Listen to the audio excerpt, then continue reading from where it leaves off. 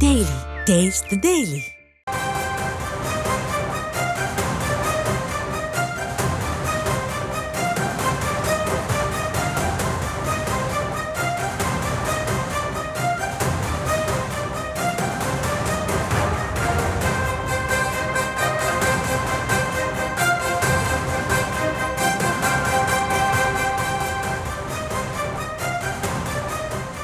ரயில் விபத்து குறித்து 13 பேரிடம் விசாரணை தற்போது தொடங்கி இருக்கிறது.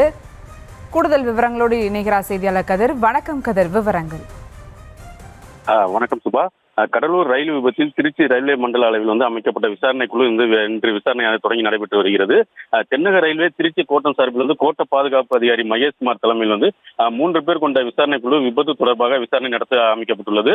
இக்குழுவினர் விபத்து தொடர்பாக கேட் கீப்பர், லோகோ பைலட், முதுநிலை உதவி லோகோ பைலட், ரயில்வே மேலாளர், ஆலம்பாக்கம் ரயில் நிலைய 2 மேலாளர்கள், கடலூர் ரயில் நிலைய 1 மேலாளர், கடலூர் இருப்பு பாதை பகுதி பொறியாளர் 2 பேர் உள்ளிட்ட 13 பேரிடம் விசாரணையானது விசாரணைக்கு நேரில் அழைத்து அவருக்கு நோட்டீஸ் அனுப்பப்பட்டது நேற்று.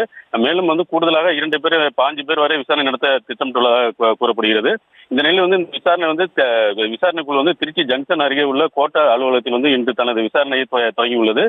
ஏற்கனவே சம்மன் அனுப்பப்பட்டவர்கள் இன்று முதல் விசாரணை குழு முன்பு ஆஜராகி தங்களது விளக்கங்களை கொடுக்க வேண்டும் என அறிவித்தனர். இவர்கள் கொடுக்கும் வாக்குமூலத்தின் அடிப்படையில் தான் விபத்து நடந்த சமயத்தில் எந்தெந்த பாதுகாப்பு குறைபாடுகள் இருந்தது என்பது அறிக்கையாக சமர்ப்பிக்கப்படும். மேலும் இந்த விசாரணையானது யார் மீது நடவடிக்கை எடுக்க வேண்டும் என்பதற்காக அமைக்கப்படவில்லை என்றும், மேலும் இது என்ன எங்க குறைபாடு உள்ளதோ அதை கண்டறிவதற்காக இந்த விளக்கம் அளிப்பதற்காக இவர்கள் ஒவ்வொரு தற்போது திருச்சி ரயில்வே கோட்ட அலுவலகத்தில் வருகை தந்து தற்போது விசாரணை நடைபெற்று வருகிறது.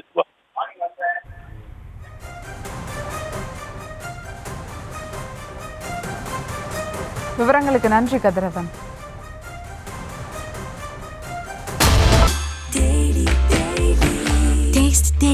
Taste the Daily.